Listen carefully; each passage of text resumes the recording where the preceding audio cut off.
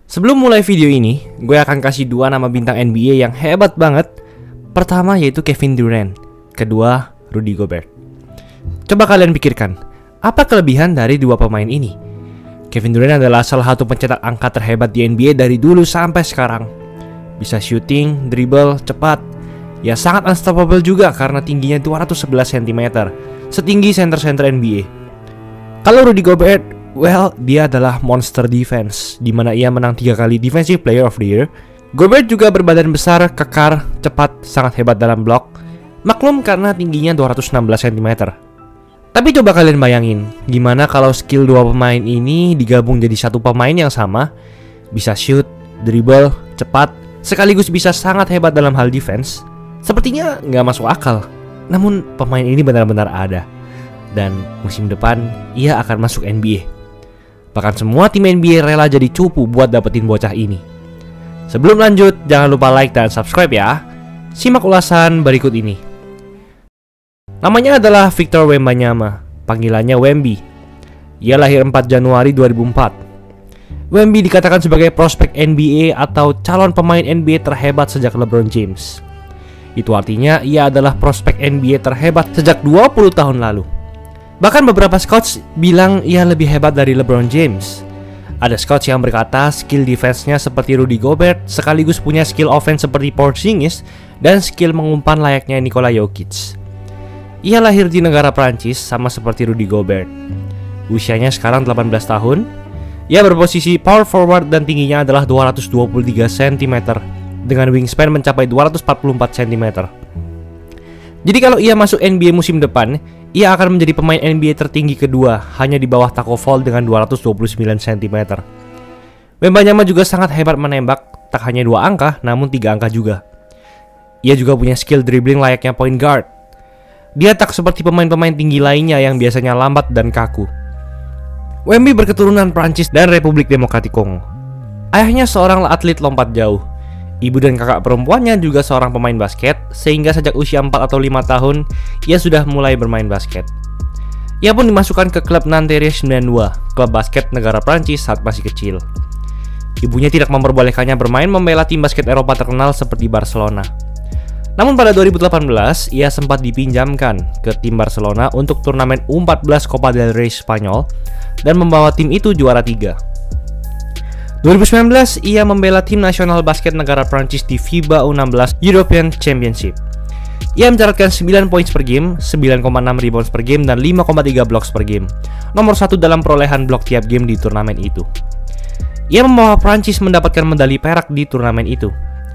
Februari 2020, ia bermain di tim Nanterre di Kaunas turnamen dan mencatatkan 15,8 poin per game, 12 rebounds per game, 2,8 steals per game, dan 6 blocks per game. Nomor 1 dalam perolehan blok tiap game di turnamen itu juga. Wemby baru debut di tim profesional tim Nanterre di Liga Pro A pada Oktober 2019 di usia 15 tahun 9 bulan 25 hari. Menjadi pemain kedua termuda dalam sejarah yang pernah bermain di Euro Cup. Musim pertamanya itu, ia menang penghargaan Pro A Best Young Player. Juni 2021, Wemby memutuskan pindah ke tim Asvel, tim basket pro asal Prancis juga. Di samping itu, ia juga membela Prancis lagi di ajang FIBA U19 World Cup 2021. Di turnamen tersebut, ia membawa Prancis melaju ke final bertemu USA, namun harus kalah 2 poin saja dengan skor 83-81. Di final, ia mencatatkan 22 poin, 8 rebounds, dan 8 blocks, serta mengalahkan performa Chet Holmgren di final, MVP dari turnamen tersebut. Musim kedua dari Liga LNB Pro A, yaitu musim 2021-2022, ia menang Best Young Player lagi. Sebenarnya di Eurobasket 2022 kemarin, Wembanyama sudah terpilih di 17 besar pemain senior timnas Prancis. Namun karena cedera, ia harus dicoret. Di titik ini, semua orang sudah terkagum-kagum dengan kehebatan Wembanyama. Ia punya skill yang sangat lengkap.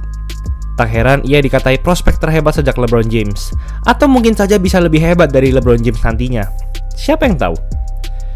Lalu pada preseason NBA baru-baru ini, ia bermain untuk tim Metropolitans 92, lagi-lagi tim asal Prancis. Di pertandingan pertamanya saja, saat bertemu tim G-League Ignite yang dipimpin Scoot Henderson, yang disebut juga prospek NBA terhebat kedua setelah Wemby tahun depan, di game tersebut Wemby sudah menjadi monster.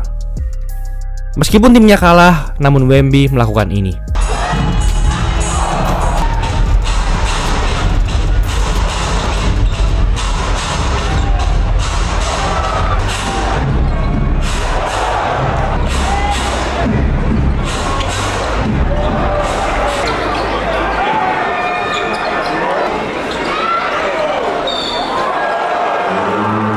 Wemby mencatatkan 37 poin, 7 dari 11 tembakan 3 angka, 4 rebounds, dan 5 blocks. 2 hari kemudian, dua tim ini bertemu lagi, dan Wemby melakukan ini.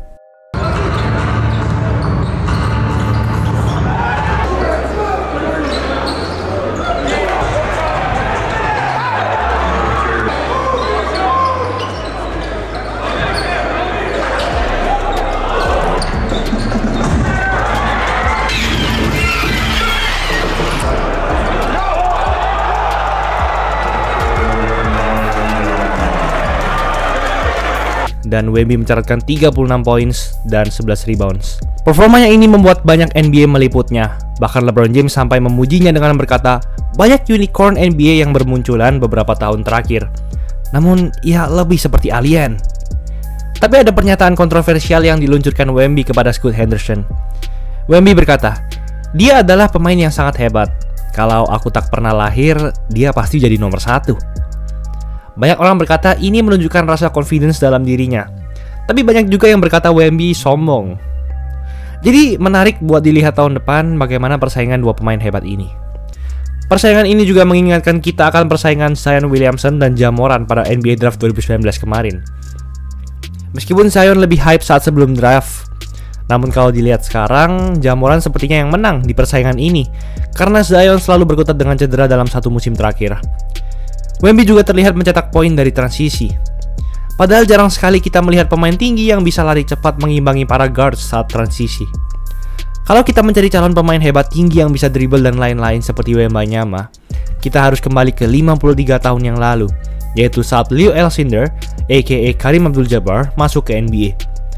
Abdul-Jabbar di akhir karirnya menjadi 6 kali MVP NBA, rekor NBA, lalu 19 kali All-Star dan 6 kali juara NBA. Namun kita tak boleh lupa, ada satu masalah mengerikan yang dialami oleh hampir seluruh pemain tinggi yang pernah berkarir di NBA, yaitu cedera. Mengutip dari video JX My High Roller, pemain yang bertinggi lebih dari 216 cm hampir selalu mendapatkan cedera parah yang membuat mereka harus pensiun. Dalam sejarah NBA, hanya ada 26 pemain yang bertinggi lebih dari 221 cm. Dan dari 26 pemain tersebut, hanya 7 yang bisa dibilang punya karir panjang atau lumayan di NBA. Dan dari 7 pemain tersebut, hanya 2 saja yang pensiun bukan karena cedera parah. Jadi 5 lainnya harus pensiun karena cedera parah. Dan masalahnya, Wemby juga termasuk dalam kategori ini karena ia bertinggi 224 cm. Tak hanya itu, namun ia juga terbilang kurus dengan hanya berat 95 kg.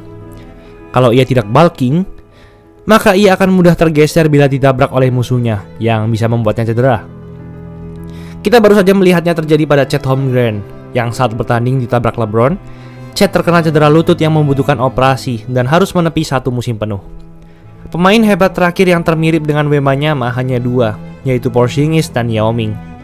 Porzingis bertinggi 221 cm, sedangkan Yao Ming 229 cm. Porzingis sempat menjadi All-Star NBA di Knicks, namun karena cedera lutut, sampai sekarang ia masih belum menemukan tim yang cocok dengan gaya mainnya, dan performanya belum sama seperti dulu.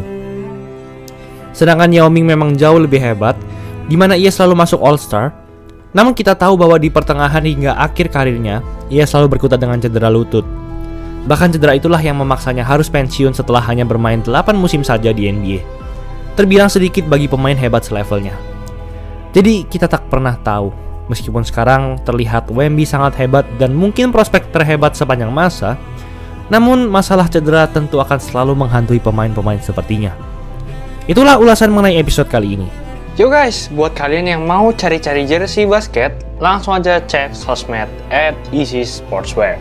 Tersedia di Shopee, Instagram, dan Tokopedia.